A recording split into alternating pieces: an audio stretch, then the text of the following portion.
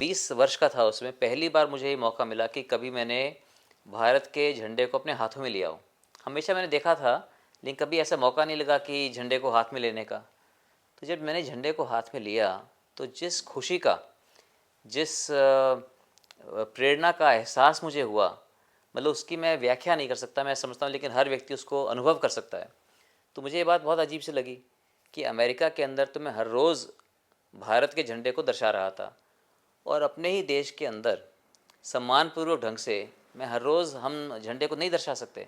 और मुझे मुझे रोना आ गया कि भाई मैं अपने देश वापस आया, मैं कुछ करना चाहता हूँ देश के लिए, अगर यहाँ देश का मैं झंडा भी नहीं फहरा सकता तो फिर मैं क्या कर पाऊँगा। इस वाधवा ने 6 महीने में ये जजमेंट दी कि झंडा फहराना जो है हमारा अधिकार है, और हम इसको जो है सरकारी निर्देशों के बुनियाद पर हमारे इस संवैधानिक अधिकार का हनन नहीं कर सकती।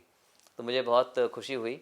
और ये 1995 में, सितंबर 1995 के अंदर ये जजमेंट दिल्ली हाई कोर्ट की आ गई थी। ये खुशी की लहर पूरे देश में दौड़ ही रही थी कि भारत सरकार ने इस जजमेंट के खिलाफ वो सुप्रीम कोर्ट में चले गए, और सुप्रीम कोर्ट ने दिल्ली हाई कोर्ट की जजमेंट के ऊपर रोक लगा दी। एसपी ने कहा कि उच्चतम न्यायालय के आदेश के बावजूद राष्ट्रीय ध्वज पूर्ण राष्ट्रीय भावना के साथ फहराना जारी है।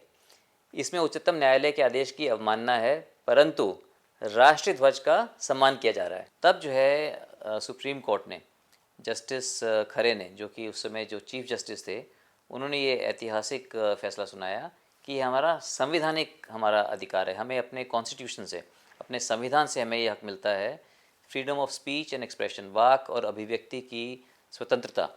इस केस को जीतने के बाद, क्योंकि पहली बार ये अवसर था कि हमें झंडा फहराने का, झंडा दर्शाने का हमें मौका मिला। लोगों को झंडा दर्शाने से फिर भी डर लगता था, उनको लगता था इसमें कोई त्रुटि ना रह जाए, कहीं हमने शाम को झंडा नहीं उतारा तो क्या होगा।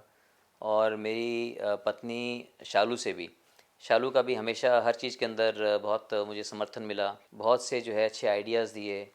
जब जब केसेस आते थे उसका भी मुझे बहुत समर्थन मिलता था। हम यही चाहते हैं कि जगह जगह जो है लोग देश के झंडों को दर्शाएं, उससे प्रेरित होकर अपने आप को देश के प्रति समर्पित करें।